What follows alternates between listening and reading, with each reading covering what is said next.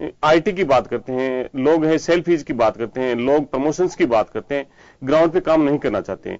Ground पे काम हो ही नहीं रहा। यहाँ पे बेसिकली जो अर्बन बॉडीज की जो प्रॉब्लम्स है, सीवरेज की प्रॉब्लम है, ड्रिंकिंग वाटर की प्रॉब्लम है, आपको सफाई की प्रॉब्लम है, आवारा पशुओं की प्रॉब्लम है, इन बहुत सी चीजों की वहां पे बेसिक बहुत बड़ी प्रॉब्लम है। उन प्रॉब्लम्स पे सरकार के जितने भी जो कैंप हैं, उन कैंप की तरफ से आप जनता को क्या रिलीफ देना चाहते हैं, ये बहुत महत्वपूर्ण है। अभी जो आपके माननीय सांसद महोदय बोल रहे थे, उन्होंने सांसद महोदय ने बताया कि जयपुर की इतनी बड़ी आबादी है, जनसंख्या को जिस प्रकार माननीय बीजेपी के प्रवक्ता उन्होंने भी चैलेंज किया कि जनसंख्या अपने आप में एक चैलेंज है। उस चैलेंज के होते हुए 60 लोग वहां पे आते हैं पूरे कैंप के अंदर, पूरे जयपुर के अंदर, और उसमें से माननीय सांसद महोदय स्वीकारते हैं कि 28 लोगों को भी पट्टा दिया गया और जिसमें से एक कच्ची बस्ती के आदमी को पट्टे की प्रक्रिया दी गई। ये जितना भी जो पूरा है वो पूरा प्रोग्राम, इसके पीछे जाना पड़ेगा ना, इसके पीछे कोई इंपावर्ड कमेटी है। अगर कहीं पे कोई लीगल कॉम्प्लिकेशंस है तो वो कमेटी कैबिनेट के पावर लेके बैठी हो जिससे वो डिसीजंस ले सके। गवर्नेंस के लिए आप गए हैं या फिर सिर्फ पट्टे के वितरण के लिए गए? पट्टे के लिए तो वहां पे वैसे ही कोई नहीं आएगा। स्टेट ग्रांट के जितने जो पट्टे हैं वो कांग्रेस के पिछले शासन के अंदर 3 बार शहरों की संघ प्रशासन गया और 3 बार समयबद्ध तरीके से गया। आज भारतीय जनता पार्टी चुनाव का ऐलान कर चुकी है, चुनाव की रणबेरी बुझा चुकी है और उसके बाद में आपका शहरी मतदाता के अंदर आप अपने आप का रुझान बताते हो और उसके बाद में रणबेरी की जो शंखनाद करने के बाद में आप ये शिविर लेके आ रहे हो, तो मुझे नहीं लगता इन शिविरों का कहीं कोई औचित्य रहा होगा। क्योंकि वहां पे जब जाएंगे आपके जो जनप्रतिनिधि हैं तो जनता उनसे जरूर जवाब मांगेगी और उन जवाब के बीच में आपके कैंप के माध्यम से अगर आप उनको जवाब दे पाए, शायद ये सफलता की सीढ़ी ना हो पाएगी। बिल्कुल, विष्णु जी भी हमारे साथ जुड़ चुके हैं। विष्णु जी, यहाँ पर अगर हम देखें तो सरकार हर तरीके के जो टैक्स है वो लेती है, निगम कई तरीके के टैक्स हमसे वसूलता है, लेकिन सबसे बड़ी समस्या यहाँ पर यह आती है कि जो सुविधाएं हमें मिलना चाहिए, जो कॉलोनी के बाशिंदों को सुविधाएं मिलनी चाहिए, जो मूलभूत सुविधाएं हैं वो ही नहीं मिल पाती। जयपुर के अगर कई कॉलोनी में आप चले जाएंगे तो कई तरीके की समस्याएं हैं। सफाई की समस्या तो खैर जयपुर की एक बहुत बड़ी सफाई जो बन चुकी है और सरकार जो है कहीं ना कहीं नाकाम भी रही है, लेकिन झूलते हुए तार हैं, सड़कों से जो गंदा पानी है, सीवर लाइन का जो पानी है वो मेन जो पाइपलाइन में चला जाता है। कई लोग हमने देखा कि गोपालपुरा बाईपास की जो कॉलोनियां हैं वहां पर कई लोग बीमार भी हो गए थे उस दूषित पानी को पीने से। इन समस्याओं पर भी गौर करना चाहिए क्योंकि एक पट्टे वितरित करने के अलावा ये समस्या भी काफी बड़ी होती है। देखिए, ये सवाल है कि अभी सवाल पट्टे की बात है। आज जो पट्टे जिस प्रकार से देने की बात सरकार कर रही है, क्या ये राजाओं का राज आ चुका है क्या कि राजाओं के राज की फोटो लगेगी तो पट्टे उसके आधार पे मिलेंगे जी। और जहां सवाल इन जो ये आप जो इतनी समस्या बता रहे हैं ना, ये जेडीए के अंदर 5 डिपार्टमेंटों की कमेटी बनी हुई है जी, मगर ये 5 डिपार्टमेंट कभी एक साथ बैठ के काम नहीं करते। वहां पर जेडीए का काम है रोड बना देगा, कल सुबह इलेक्ट्रिक वाले आएंगे, जो कल सुबह रोड बनाया है उसको दोपहर वाला के तोड़ देंगे। उसके बाद इलेक्ट्रिसिटी बोर्ड वाले आएंगे, वो कहेंगे ये लाइन इन्होंने हमारी तोड़ दी है, वो फिर उस सड़क को तोड़ देंगे। उसके बाद पानी व्यवस्था आएगी, वो कहेंगे लाइन तोड़ दी हमारी, वो लाइन को जोड़ने के लिए फिर सड़क को तोड़ देंगे। देखिए, इतना बड़ा जयपुर है और जयपुर में जब इन 5 डिपार्टमेंटों की एक पावर बनी हुई है जेडीए के अंदर, जिसमें सारे डिपार्टमेंट के अधिकारी शामिल होते हैं, उसके बाद भी इस प्रकार का काम क्यों किया जा रहा है कि इसके पीछे भ्रष्टाचार सबसे बड़ा मुख्य मुद्दा है कि हर डिपार्टमेंट का 15% कमीशन है। अगर हम तोड़ेंगे तो 15, जोड़ेंगे तो 15, मतलब एक चीज को जोड़ तोड़ करने के लिए जिस चीज को 1 रुपए को खर्च करना है तो 5 डिपार्टमेंट को 15 5 75 नए पैसे 1 रुपए के पीछे दलाली है।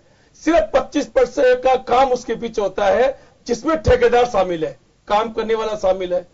तो लगातार जो विधायक जो चुन के आते हैं वो तो इस चीजों को देखने के लिए, सुनने के लिए तैयार नहीं है। जब ये विरोध में थे तब ये विरोध करने के लिए रोजाना आ जाते थे। अब मगर जैसे सत्ता इनको मिल गई तो सत्ता के बाद इनको ये पता ही नहीं है कि क्या हो रहा है, क्योंकि पता नहीं विधायक साहब का इंटरेस्ट कहां क्रिएट हो रहा है। मैं कोई आरोप नहीं लगा रहा हूं उनपे, मगर उनका चुप रहने का कारण भी समझ में नहीं आता है।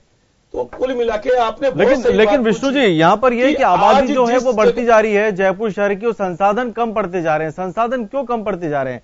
क्योंकि हर तरह का जो टैक्स है वो आम आदमी देता है, तो आम आदमी यही चाहता है कि उसको सुविधाएं भी उतनी मिले। आज मैं आपको एक छोटा सा उदाहरण बताऊं। मनीष भैया मेरे साथ बैठे, कांग्रेस के नेता भी मेरे साथ बैठे। न्यू आतिश मार्केट की सड़क एकदम ओके थी, क्योंकि वो हमारे पैसे से बनी हुई थी, जयपुर विकास प्राधिकरण हमारे साथ था। जब उसको तोड़ने लगे तो मैंने बोला कि भाई इसको तोड़ रहे हो कि सीमेंटेड रोड बनाएंगे हम। मैंने कहा हमको जरूरत ही नहीं सीमेंटेड रोड की। कहा आपको क्या फर्क पड़ रहा है, 8 करोड़ का बजट पास हो गया, आपकी तो सड़क नहीं बन रही है। मैंने कहा गोपालपुरा बाईपास की आपने आतिश मार्केट बनने के 17 साल में 17 बार से ज्यादा सड़क बना दी, मगर न्यू आतिश मार्केट में जहां लोडिंग अनलोडिंग का इतना बड़ा काम है, वहां की सड़क में 1 इंच का खड्डा नहीं था। इसके बाद उसका 8 करोड़ का किसने मांग की रोड बनाने की? एक बता दे डिपार्टमेंट के अंदर की हमने मांग की रोड बनाने की? हमने मांग नहीं की, मगर इनको 8 करोड़ रुपए पे जो 15% कमीशन है, 1 करोड़ 20 लाख कमीशन है, उस कमीशन से इनको मतलब है बाहर में जाए, जनता का काम हो या नहीं हो। ये मनीष जी बहुत अच्छी तरह जानते हैं अधिकारियों को। देखो मगर ये कुछ मजबूरी है कि पार्टी लेवल पे बोल नहीं पाएंगे, मगर इनको हकीकत बात से अवगत है। आज क्या जरूरत है ऐसा पैसा बर्बाद करने की, जब डिपार्टमेंट है 5। पहले ये फैसला कर लो भाई पाइपलाइन कौन डालेगा, लाइट लाइन कौन डालेगा, गटर लाइन डालनी है, सब डाल दो, उसके बाद रोड बनाओ। आज गोपालपुरा बाईपास लगातार मैं 17 साल से वहां हूं, कम से कम इन्होंने 26 बार गोपालपुरा बाईपास को बना दिया आज तक। ये इतिहास है जयपुर का, अगर ये रिकॉर्ड देख लो और चाहे इसकी जांच करा लो। पर क्या काम होता है, सुबह पहले जेडीए रोड बना के जाती है, अगले दिन सुबह पहले सिविल वाले आते हैं, उस पूरी रोड को खोदते हैं 3 फीट भाई पूरा लैंड ठेड़ तक। उसके बाद आएंगे बिजली वाले, किस सिविल वाले ने हमारी बिजली लाइन तोड़ दी। सवाल है जब तक देखिए जनसंख्या तो बढ़ेगी जी। जनसंख्या के साथ जनता इनको टैक्स देती है, और जनता का काम करना सरकार का काम है, और सरकार जनता से पैसे ले रही है, जनता उनको पैसे दे रही है।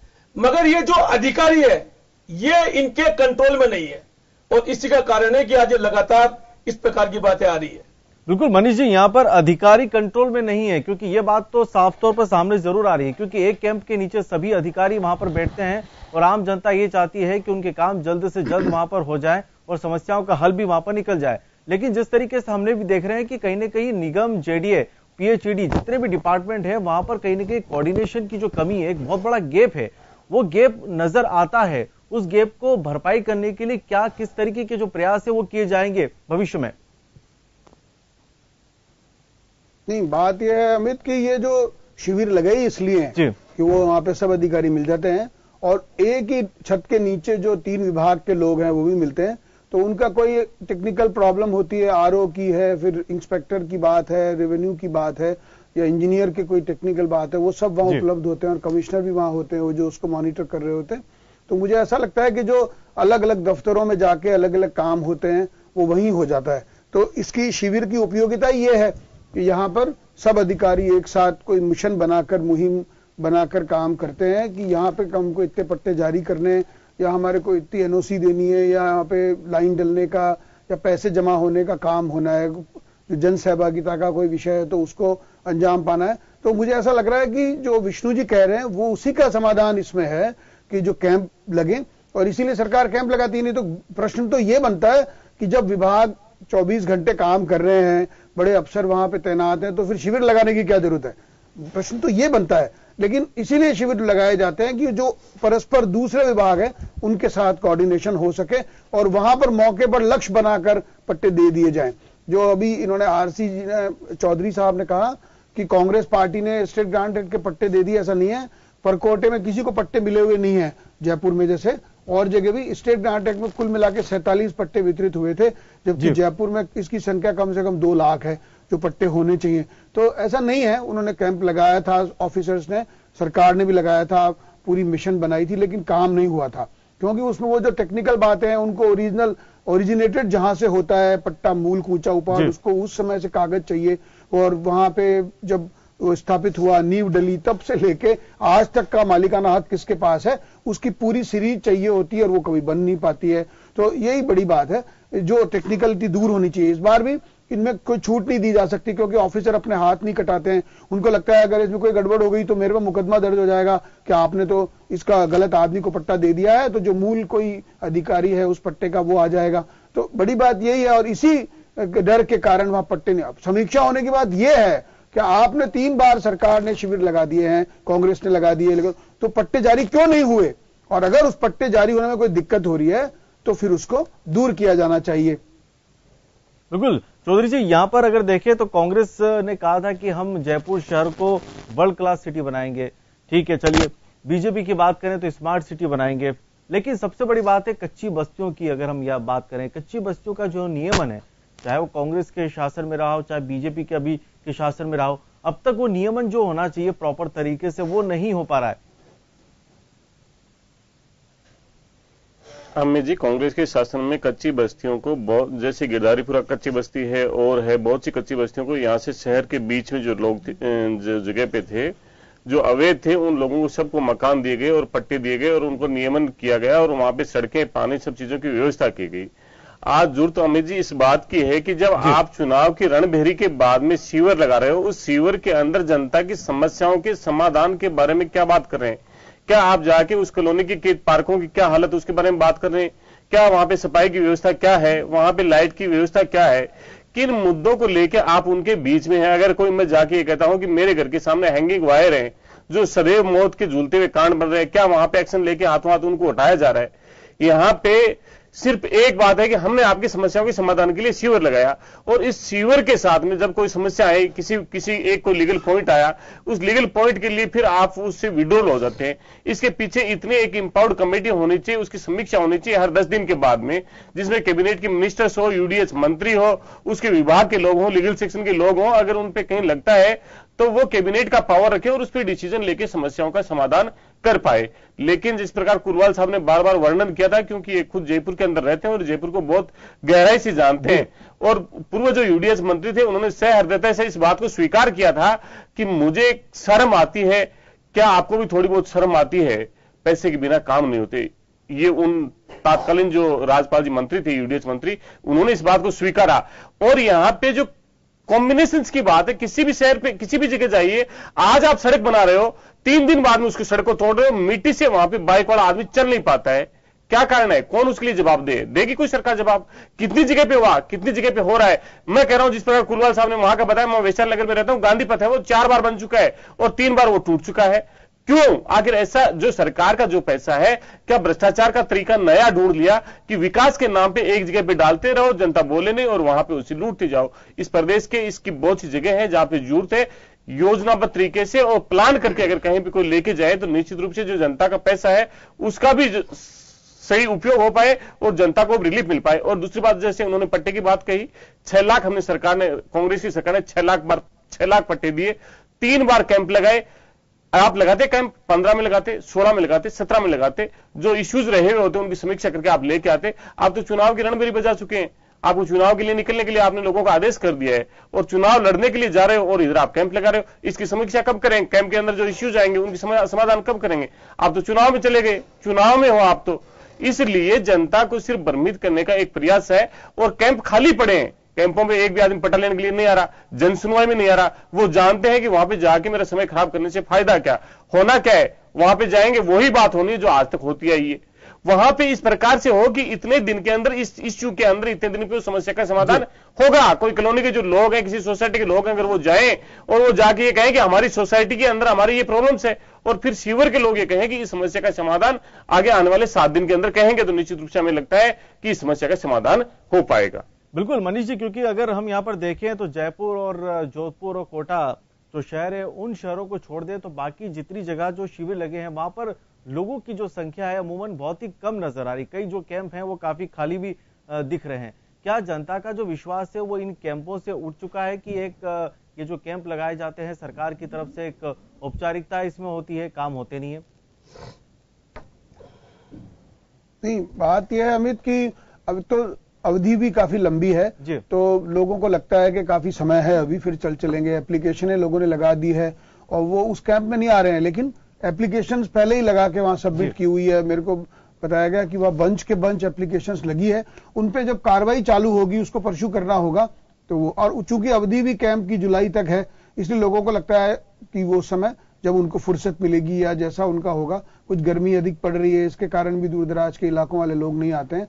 तो और दूसरी बात आप देखेंगे कि जैसे शिविर चालू होता है उससे पहले जो कॉलोनीज वाले हैं वो भी कई बार बैठते हैं, उनको भी उसका डेवलपमेंट चार्जेस वगैरह इकट्ठा करते हैं और फिर जमा कराते हैं, तो उसमें भी टाइम लगता है।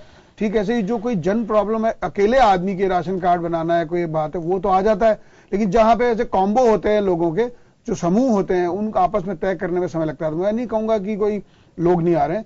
बड़ी बात यह है कि अगर समस्याएं नहीं है लोगों के पास और फिर वो नहीं आते हैं, तो मैं ये सुनना चाहूंगा कि ऐसा हो काश कि लोग आ ही नहीं रहे, क्योंकि समस्या ही नहीं है और लोगों ने रेगुलर मिलकर समस्याएं दूर कर दी है, इसलिए संख्या नहीं है।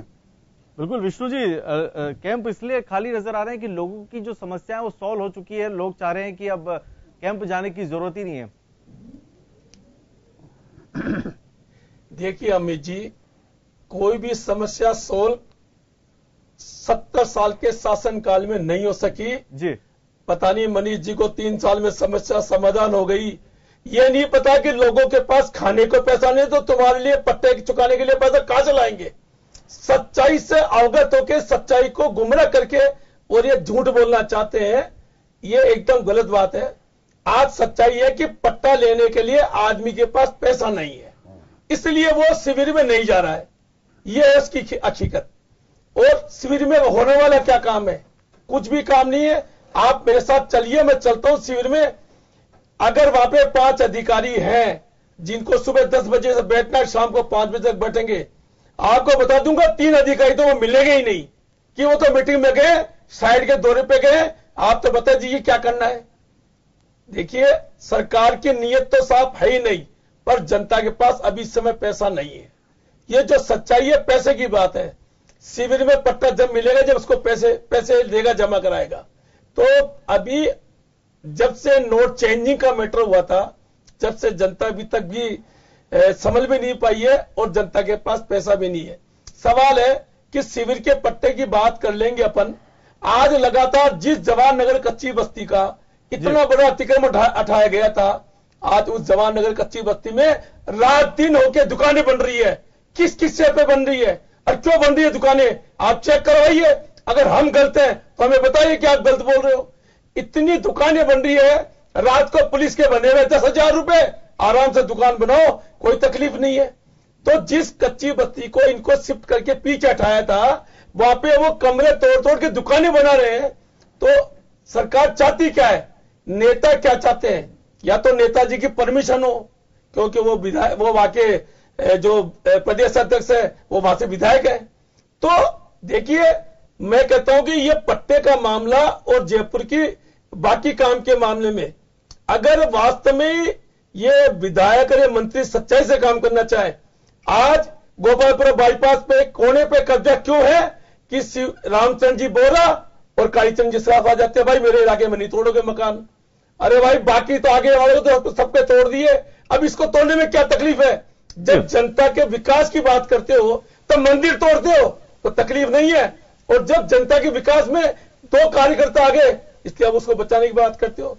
चलिए, बिल्कुल विष्णु जी, समय की यहाँ पर कमी है हमारे पास, समय की हमारे पास यहाँ पर कमी है। इस चर्चा को हमको यहाँ पर खत्म करना होगा और आप सभी का यहाँ पर बहुत बहुत शुक्रिया। लेकिन सबसे बड़ी बात यही है कि वास्तव में जो पट्टा वितरित करना और पट्टा वितरित करने के बाद जो काम होना चाहिए, खासतौर से ग्राउंड लेवल पर, वो काम नहीं हो पाते हैं, क्योंकि कई तरीके की जो समस्या है, अगर पीने की जो पानी की समस्या है वो काफी ज्यादा है, लोगों के पास फ्लोराइड युक्त पानी कई कई इलाकों में वहां पर पहुंचता है। अब तक सरकार ने बड़े बड़े बातें जरूर करी है कि आरओ प्लांट लगाए, लेकिन फिर भी वो जो मूलभूत सुविधाएं हैं वो आम जनता को नहीं मिल पाती है। तो चलिए, खास खबर में आज के लिए इतना ही, लेकिन खबरों का सिलसिला जारी रहेगा। नमस्कार।